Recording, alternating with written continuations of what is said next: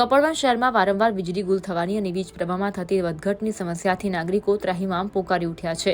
અંગ દજાડતી ગરમીમાં senior citizen, બાળકો અને દર્દીઓ સહિત સરકારી કચેરીઓમાં વીજ ગ્રાહકોને ભારે હાલાકીનો સામનો કરવો પડી રહ્યો છે। આથી આજે સાંજે 4 વાગે કપડવંજ વોર્ડ નંબર 6ના જાગૃત નાગરિક મનુભાઈની આગેવાની હેઠળ વીજ ગ્રાહકોના સહયોગથી નાયબ કલેક્ટરને આવેદનપત્ર સુપરત કરવામાં આવ્યું। આવેદનપત્રમાં એમજીવીસીએલના અધિકારી શૈલેષ કડિયા અને જુનિયર એન્જિનિયર નીરવ મોદીની નબળી કામગીરી અંગે ઉગ્ર રોષ વ્યક્ત કરાયો હતો।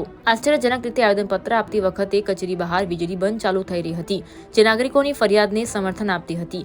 નાગરિકોએ સ્થાનિક રાજકીય આગેવાનોની નિષ્ક્રિયતા સામે પણ આક્રોશ ઠાલવ્યો હતો અને આગામી નગરપાલિકાની ચૂંટણીમાં નગરજનોના વણુકેલ્યા પ્રશ્નો હલ કરશે તેવા જ યોગ્ય ઉમેદવાર પસંદ કરવા માટે મન બનાવી લીધું હોવાનું વીજ ગ્રાહકોએ જણાવ્યું હતું।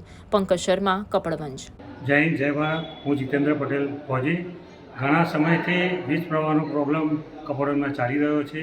તેના સંદર્ભે શ્રી મનુભાઈ રામાભાઈ પટેલે પ્રશ્ન જે ઉઠાવ્યો છે એના માટે આજ રોજ શ્રી નાયબ કલેક્ટર સાહેબને આવેદનપત્ર આપવામાં આવ્યું।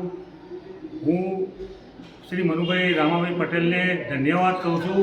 મનુભાઈ રામાભાઈ પટેલ વોર્ડ નંબર 6માં રાજીનામું આપવા છતાંય કાર્યશીલ છે અને સામાજિક અગ્રણી છે અને આ જ રીતે બધાએ ગામ સેવકોને બધાએ નોંધ લેવી જોઈએ અને આ બાબતે ઘણા એવા પ્રશ્નો છે કે જેમાં આગળ આવીને કામ કરવું જોઈએ।